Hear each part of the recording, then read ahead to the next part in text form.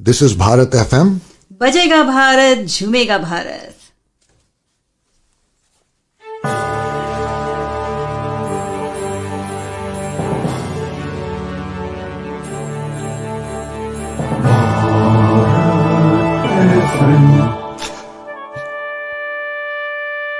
ये है भारत FM. बजेगा Bharat झूमेगा Bharat. Namaskar, Sat Sri Akal, welcome and adab. You are listening to Bharat FM, a one-of-its-kind, multilingual, eclectic provider of entertainment, information and news to Indian Americans. Headquartered in Cincinnati, Ohio, Bharat FM airs shows out of Cincinnati, Chicago and Phoenix. We take pleasure in our ability to cater to your bhakti, chusti, sphurti, shakti and masti needs with our audio and visual shows. Check out bharatfm.com for our online program schedule and archives. I'm sure the content will definitely tickle your senses. Tune in via the 24-hour web streaming on bharatfm.com or via the Bharat FM app. More information can be procured at 513-488-5070. दोस्तों नमस्कार, आदाब, सत श्री अकाल, वड़क्कम, welcome आप सभी को Bharat FM के इस कार्यक्रम में जिसका के नाम है रूबरू में तहे दिल से स्वागत है। मैं हूं आपका दोस्त और आपका होस्ट आशीष झा। तो दोस्तों आज हम जिनसे रूबरू हो रहे हैं उनका नाम है Emil Barr and Rohan D'Souza. They are involve with company called Full Bloom Marketing. Now, Full Bloom Marketing is a tech consultancy that was started by Emil and Rohan last year to digitize local business and help tell their stories online. So with that, I would like to welcome Rohan and Emil. Hello, Rohan. Hello, Emil. Hello. Welcome. Hi.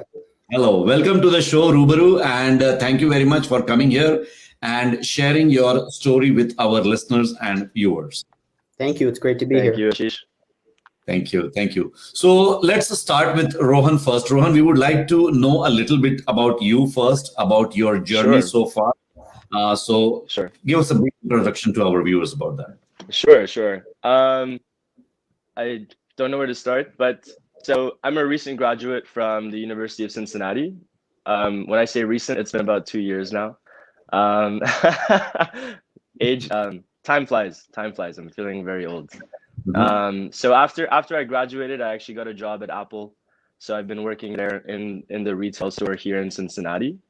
And I've known Emil since he was about 12 years old. We actually connected playing tennis. So we have mutual passions. And so Emil is very ambitious and wants to do big things. And so we decided there was room for us to work together and create this company, Full Bloom. So about last year in March, we met up and we talked about our goals and what we want to do later on in our life. And this is the prime time for us. We're young, we're energetic, we're athletic. We have debit cards. We have room to take risks. You're absolutely correct. Yes, you do. We have a lot of room to take risks, and so this is the best time to do that, and we decided to do that around March of last year, and we created this company Full Bloom to really kind of not only like highlight what we already know in our skill set, but to learn a lot along the way, and that's how we started Full Bloom officially in May of last year. Okay, so we will come back to that and we will know a little bit more about Full Bloom. But before that, I would like to have Emil say a little bit about himself and about his journey so far. I know you guys are young. You have a very short journey, but looks like you have big dreams. And we will talk about your dreams. So, but still, let us know a little bit about yourself, Emil. Yeah, thank you. So I'm even younger than Rohan. I'm actually still a college student. I entered just in the fall into university. So we're definitely on the younger side there. And Full Bloom I brought the idea to Rohan because I've always looked up to Rohan almost as, not really a big brother, but sort of a little bit, someone a little bit older I could turn to advice. He always had this just great creative mind in a way that I didn't see it. So in high school, I spent a lot of time working with nonprofits. I worked with Rohan's father, Harold D'Souza, when we went to the White House, the U.S. White House Advisory Council, and those things. I worked with blood cancer survivors. I worked with a few nonprofits, and we saw that the best way that they raised funds was through social media. That was the way that they raised almost 50% of their funds, especially from young people. So that I sort of saw some potential to do this with businesses, especially that weren't even yet on social media, or businesses in the area. So I would put on this actually exact same suit jacket. I think when I was 16, 17, and I would walk just every day. I hadn't had my car yet. I would walk to businesses and I would ask them. And the question that we got was yes. We didn't, get laughed at or say no. We did a lot of things. We do website building. We do, search engine optimization. But the things that businesses seemed really interested and trusted us with was social media. They trusted young people to understand social media.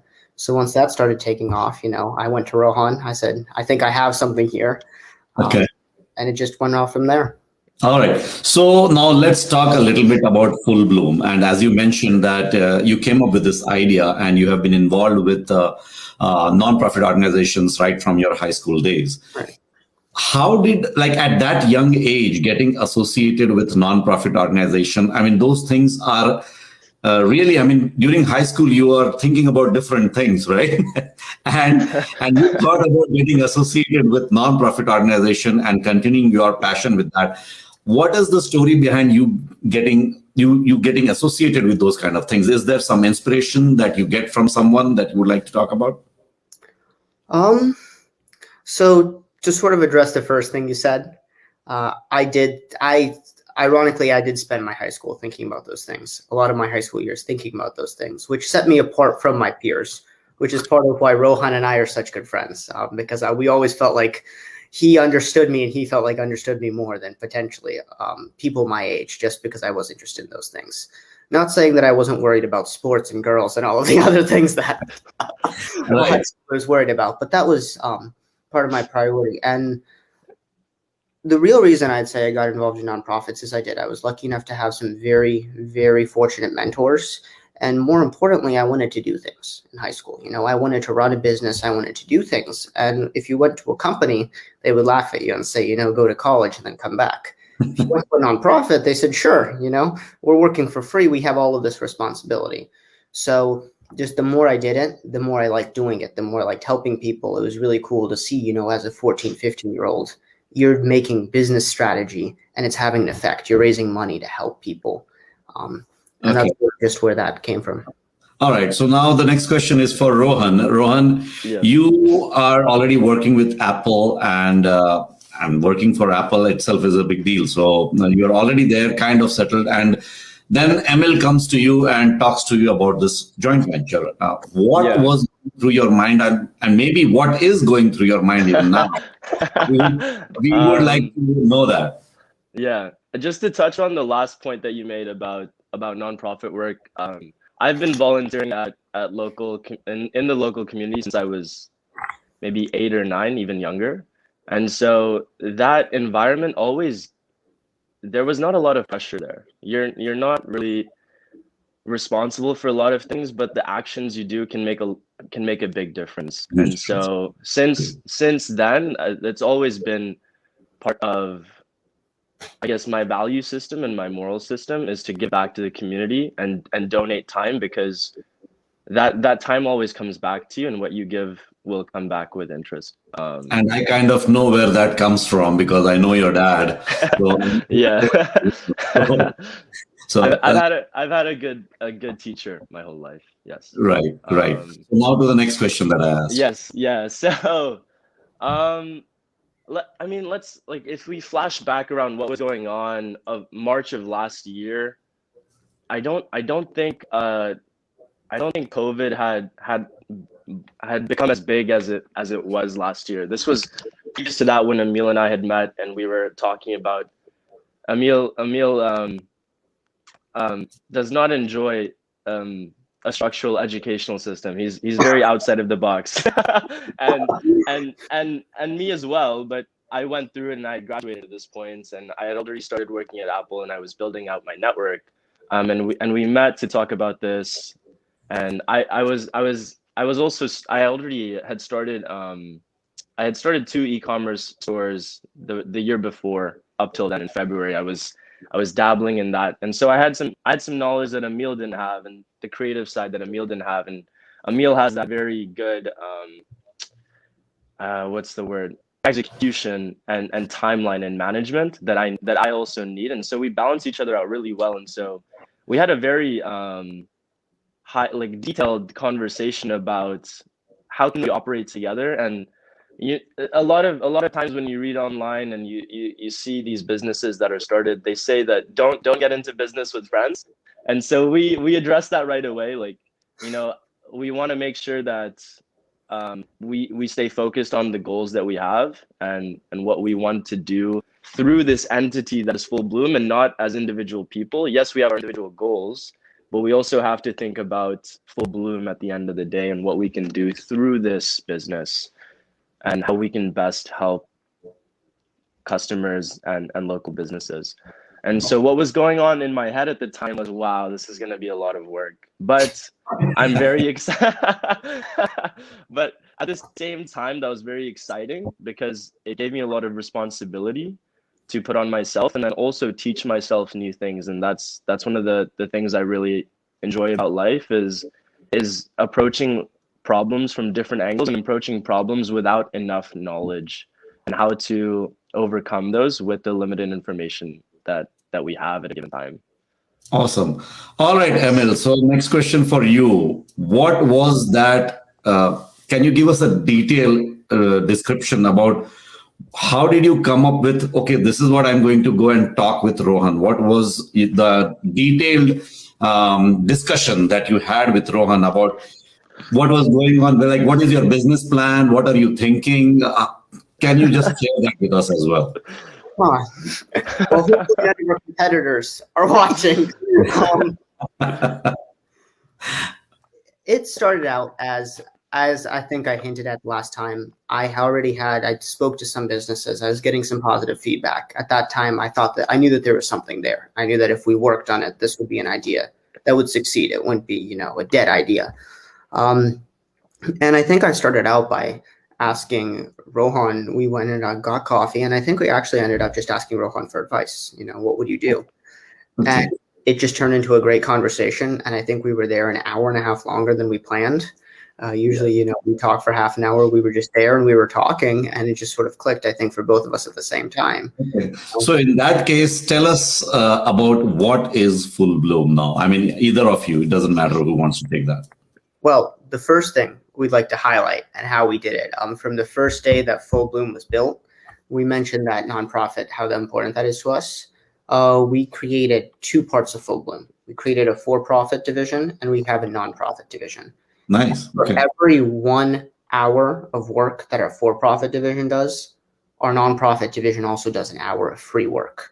So we donate websites, we help nonprofits with their social media, we help them with their IT services, and we did all of that from the minute we started Full Bloom. And that was very important when we sat down and talked and we decided to do that. Okay. So what exactly does Full Bloom do? How do you help businesses? What exactly are you doing? When you go to a business, what are you telling them? This is where we can help you. Just so that our somebody who is a layman who might not understand the details, if they want to know about your business, how will you go to them and what will you talk to them? Well, we say 2 things. First, we get results. It's that simple in the sense that social media, when you pay for a billboard, you know how many people are going to see it and you know what you're paying. And that's a very old school type of marketing of reach. With social media, you get a post, you can get 1,500 people viewing it. The next week you get 5,000 people viewing it. People are resharing, they're liking, they're retweeting, they're mentioning it to their friends. You have exponential growth with social media. Mm-hmm. So you might be able to get 20, 30 times more people looking at your content than on a billboard for the same price. Okay. What we actually do, we tell businesses that we tell their stories. That's really what we're about. We don't use any templates or, sort of just fake images online and any of that, like many other social media companies. Rohan and I go to every business we work with. We take our own photos. We take our own videos with our cameras. We interview the owners. And really what we do on social media is we tell their story. We say that we're not looking for marketing. We're going to explain why you started, why you're doing what you're doing. We're going to help you connect with people instead of just shouting at them that you have a sale next weekend. We're doing a little bit more. Okay, so is it that it is just two of you right now as an employee of the organization, or do you have a team? We have a team. We have a team. Yeah, we have a team. I mean, sometimes we have situations where I need to ask some of my friends who have done something similar to this, and so we're creating a board of advisors right now. We have a group of interns that assist us with some of our nonprofit work as well. And we're getting ready to scale up right now and kind of build out. Going back to the last point as well, one of our key differentiators in what we do inside social media and how we present these things is it's all data driven. And so right now in the digital world, data is a piece of the story. Mm-hmm. And so how do you get results, and how do you capitalize on the data that is available to then drive results? That's where we come in and use our analytics to really open up the reach that these local businesses can get to. So basically, just to recapture whatever I have understood, let me tell you what I have understood is basically you go to businesses who don't have enough social media presence, and you help them grow their business by increasing their reach out there on the social media and helping them market their organization, their product on social media in a very efficient way and quicker. Am I right with that statement? Absolutely. Okay. Yeah. So my next question is, how is Full Bloom different from other competitors that you might have there? Oh boy. Yeah. Rohan, do you want to go ahead? Yeah. So this is something that this is what I just touched on. So the data analytics side, a lot of other competition is just going to come in and say, hey, we're going to take over your social. We'll come up with a social media plan. We'll have a posting schedule, et cetera, and they'll post. And yes, they'll get engagement and content, but it's not data driven anymore. It's just content driven. And so how we differentiate here is not only are we content driven, but we're data driven, and we're always looking to optimize our reach for our customers. At the end of the day, it's not about how well Full Bloom is doing, it's how well our clients are doing. Absolutely.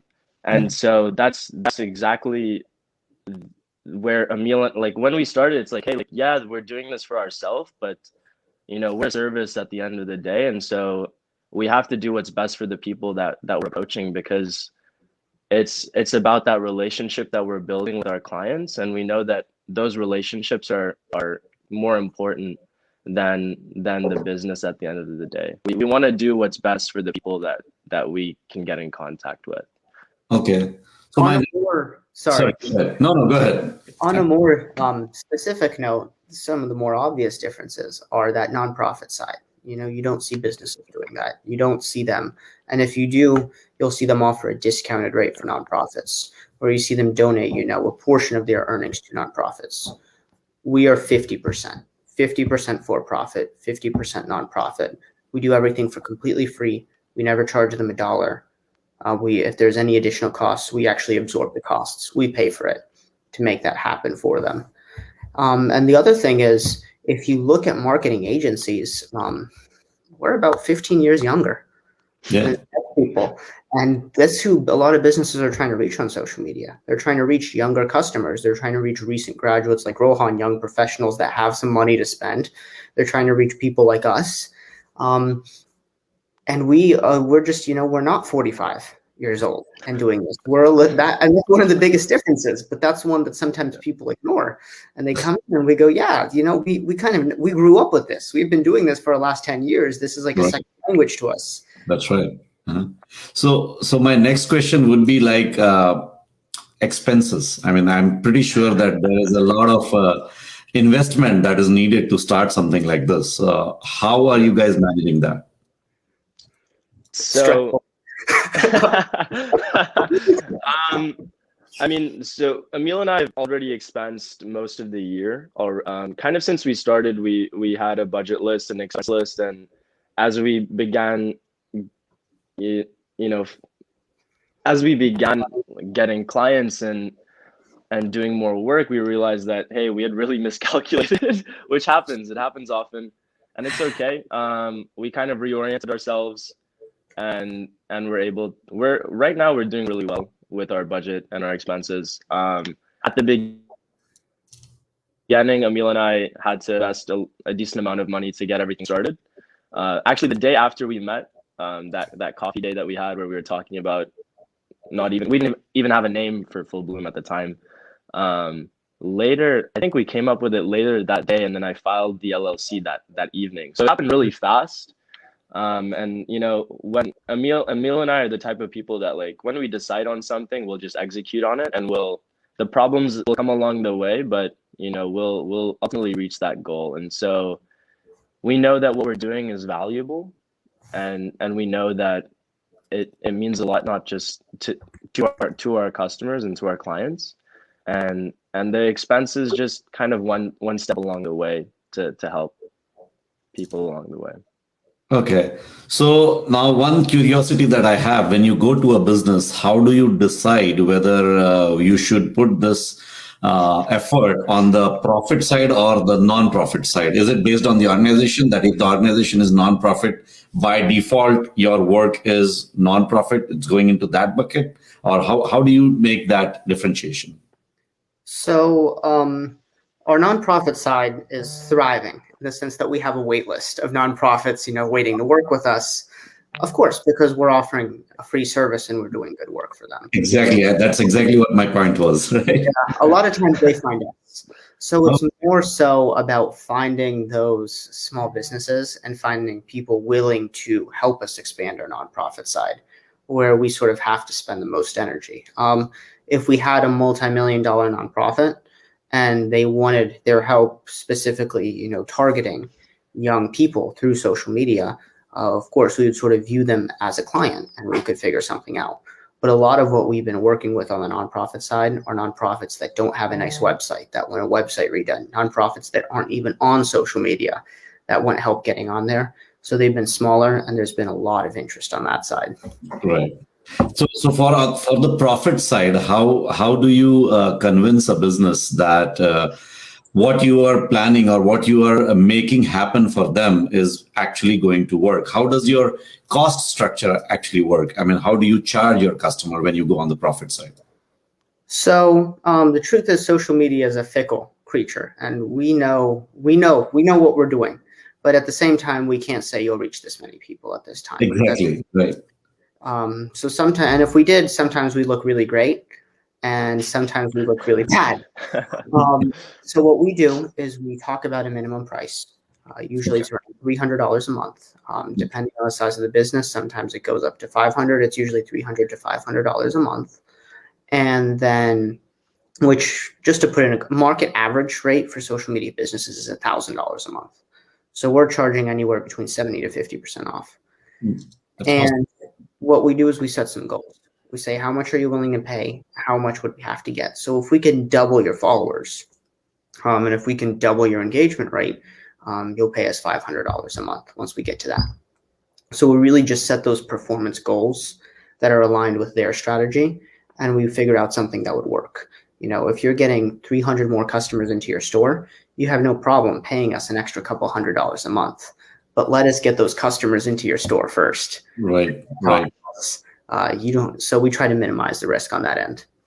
Okay. So the next question I have is, have you come across a situation where you have gone to the business and they might not have any presence on the social media, and you have actually shown them the benefits of having your presence on social media, and they're like, we are good, we don't care, we don't need all that. Have you come across that situation? All the time. I think that's how are convincing those kind of people that, hey, we know for sure that this will work? And how has that discussion or that engagement been? Well, I think that you have to look at it in terms of when the first printing press came out, people complained. And they said that it was worse than writing with me. When the first, car came out, people complained and they said they were noisier and smellier than horses. And the roads weren't big enough. If you look at Tesla, when Tesla came out, they said, why would you have a car that's electric where you charge it? You can't go to the store with batteries. We're innovative, and we're going through a marketing change where businesses are going on social media. There will be businesses that will decide, no, we don't want to change. We don't want to adapt. There were businesses that refused to build a website, right? Exactly. And those businesses ended up just not going. So that's sort of how we position it. And if they're not interested, that's okay. That's part of what we do. We just want to sort of show them that we're not trying to sell them a billboard. We're trying to sell them a totally new way of marketing. We're trying to get them on the digital revolution. And that's what we do. Awesome. So now my next question is, have you come across a situation where somebody has said, first prove it and then we'll pay you? Yeah.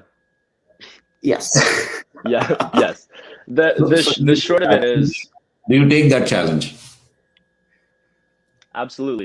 Especially when we started,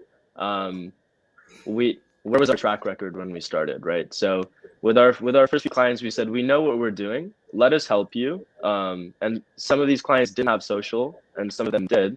And we said, let's take over, and our results will speak for themselves, and then we'll talk next steps afterwards. And so yes, we've done that because we had to, but we also are very confident in what we're able to accomplish. Awesome. So when you say social media, what all does it cover? Facebook, Instagram, Twitter, TikTok, LinkedIn. Am I missing anything, Emil? YouTube, Snapchat. YouTube, Snapchat. Yeah. So it comes down to what's best for the client and how you can best get reach, right? So some businesses are not going to have a Twitter. They're not going to get a lot of engagement through Twitter. Same thing with YouTube. Maybe it's not content that you can really film. Maybe it's something that needs to be photographed and shared that way. If it's shorthand form, just short posts and photos, then we're gonna look at different options for you. And that's where we come in, and we make sure that the plan we have for you is very specialized to your needs and is going to serve your best interests. Okay. So if we talk about numbers, can you share a little bit about your journey so far? You said you started in May, right? Last year. So it has been like what now, about 9 months. So can you share your journey so far? What were your numbers in May and what are your numbers now? The truth is, public information, right? There is nothing confidential about it. no, we're open to share. Okay. The truth is, our numbers are different than they were in May. They're not quite as different as we'd like them to be, always. Right now, we're meeting with 5 businesses next week. And depending on how those meetings go, it would be a very different conversation to say that. But we're also, for the first time, we started our own Instagram and Facebook to get our name out there. We just started that actually a few hours ago. So if all of the viewers want to watch some interesting content, we'll share that at the end. We can share our Facebook name and our Instagram name. We've started going on shows like this and speaking a little bit more about what we're doing. But we started out making negative dollars a month. That's just how it is with all of the expenses and everything that we started.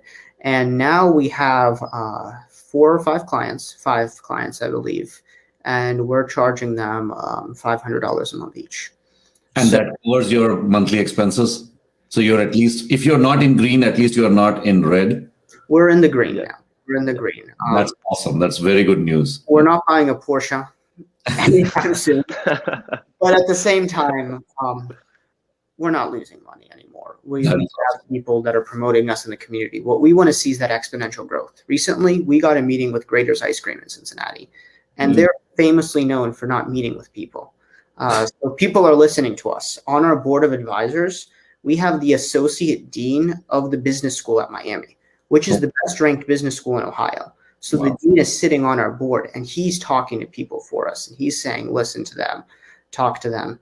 So now that we have results, we have numbers to show. In terms of numbers, as we mentioned, our best client, since we started 6 months ago for them, they are up 3,000% on social 3,000%. 3,000%. So now Wow. we have numbers. We know what we're doing a little bit. And so Right. now what we want to do is focus on bringing more people in, bringing in more employees and getting more businesses so that it's less Rohan and I doing all the profit side and more Rohan and I working with clients and having a team that handles a little bit more of the actual daily work. Okay. So do you have a physical location somewhere over here in Cincinnati? We have a car. Yeah. Everything is virtual. We'll meet clients where it's best for them. We've never really seen the point of investing in a conference room or an office. Yes, if we needed to, we can do that. But it's easier for us to get in the car with our cameras, go to there. We have to see everything, take pictures of everything on the inside, talk to them sort of face to face, and then sort of work with them there that way. Very, very critical question. Rohan is a full-time employee with Apple. You are a full-time student at Miami. Where do you find time? I don't. Yeah, What about you, Rohan? Emil doesn't sleep. I do all the sleeping for both of us. No, I was going to say that usually you have to meet businesses during the weekdays, during the business time. I mean, I can understand if you are doing this after school or after work, but then are people open to doing that with you guys, meeting after school or after work? Or do you somehow manage during the day? I'm just curious to know what's going on. Yeah. There's some stories. Come on. We have dynamic schedules in the sense that we'll make it work. We'll move our schedule around to make it work because this is very important to us. School is important, work is important, but also what we're doing together means a lot to us, and what we can do for other people. That's yeah. Our schedules are a little jam packed, and Emil is about 45 minutes away, and we'll have virtual meetings every day, maybe for an hour to 2 hours. Somehow we find the time. And we make it work. If that means we're taking a meeting at 6 a.m. or we're staying up till 12 or 2 to get something done, that's what we're doing. Awesome. Now, the next question I have is like, how do you guys decide? How do you guys find a business that might need help? The biggest thing is good word of mouth. As I said before, I think I told the story. It used to be me walking into businesses and saying, But even then, how are you identifying those businesses that this is the business that might need help with the social media? I could walk to them because I didn't have a car. But more realistically, now that we again have those results, we found our clients are our biggest advocates. That's why we didn't have a Facebook or Instagram before. Just because we had clients, and the way we were getting them is they said these young people, they were so great to work with. They did so much for us, and they would recommend us to someone else, and they would call us. And we found that with all of our clients, they're our biggest advocates in the community. So it's been able to really doing good work. I think it was for even, our very first client, and it sort of just followed after that. We got 2 more after that and more after that. But it's always been the people we've helped that have helped us the most in turn. Right. So when you say local business, are you talking only about businesses in this area in Cincinnati or local business anywhere on the globe? So we recently have the capabilities now to branch out and do businesses anywhere in America with virtual meetings, with more. Previously, we focused on Cincinnati, Ohio. Now we're meeting with some businesses in my college town in Oxford, Ohio. We've spoken to 1 or 2 people in Columbus. We envision us as becoming experts at social media marketing, and more specifically at young people in social media marketing.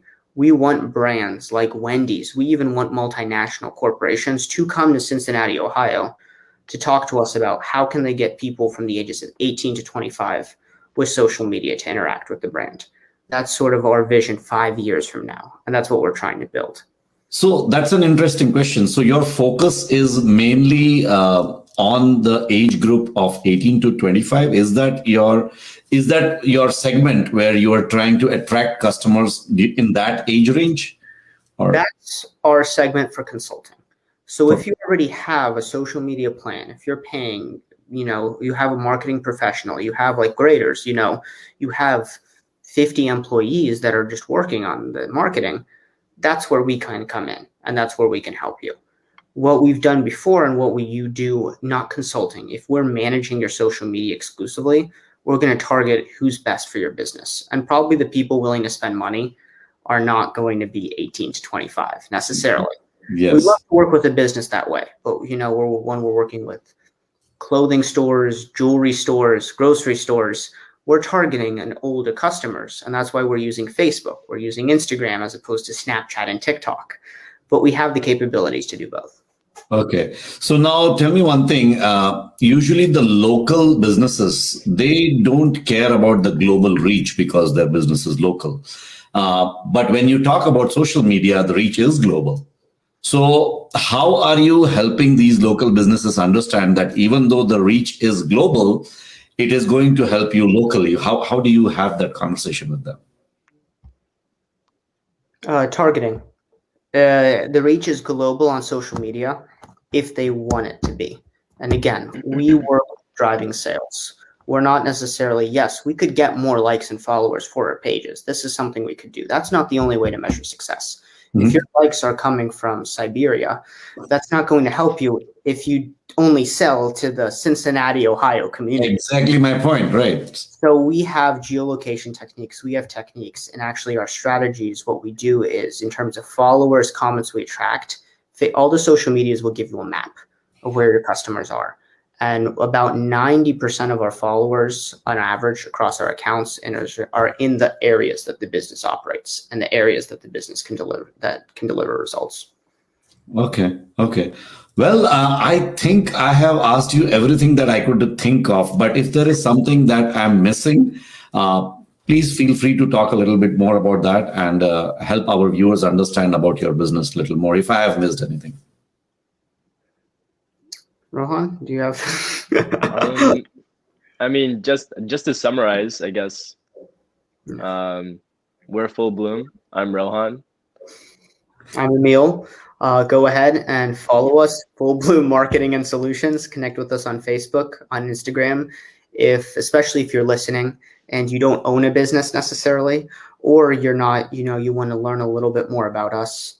We're always willing to talk with you, or where we'll put, or my phone number is on the site. It's my personal phone number. I will pick up the phone and talk with you. The emails go straight to our phones. And if you're just interested in finding out about us, what we want to do with our social media is we're not going to use it to market. We're just going to be very honest. We're going to say, Rohan and I were tired today. This is a picture of us drinking coffee. But that's how it is. We sort of show the inner scenes. We'll show videos of how we edit videos and how we take photos. So we just want to tell stories for businesses, and that starts with our business. Wow. Awesome. Yes. Anything from you, Rohan? Well, thank you to Curry's and Manan Uncle and Hriday Raval, Manan Raval, and Yushish Bhai. Thank you. Thank you. Thank you very much, Rohan and Emil. This was really a wonderful conversation, at least for me. I'm pretty sure even our listeners and viewers would have enjoyed it to know more about what wonderful work you guys are doing. And as you had mentioned, non-profit organizations are going to just be behind you. We're doing it for free.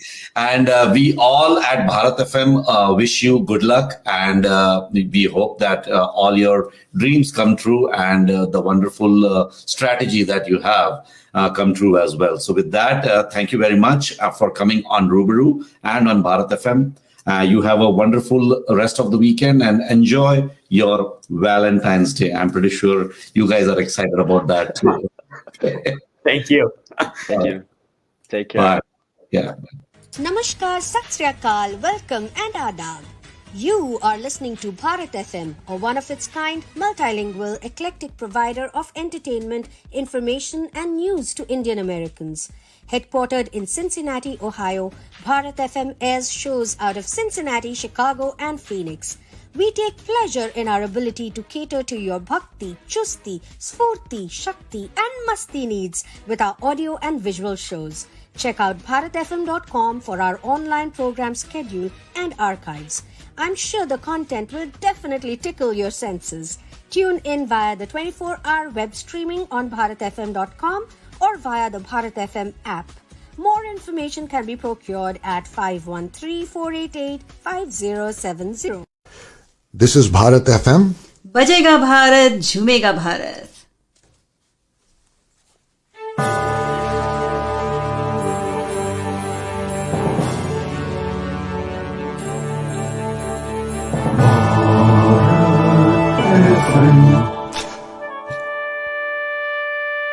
ये है Bharat FM. बजेगा भारत झूमेगा भारत.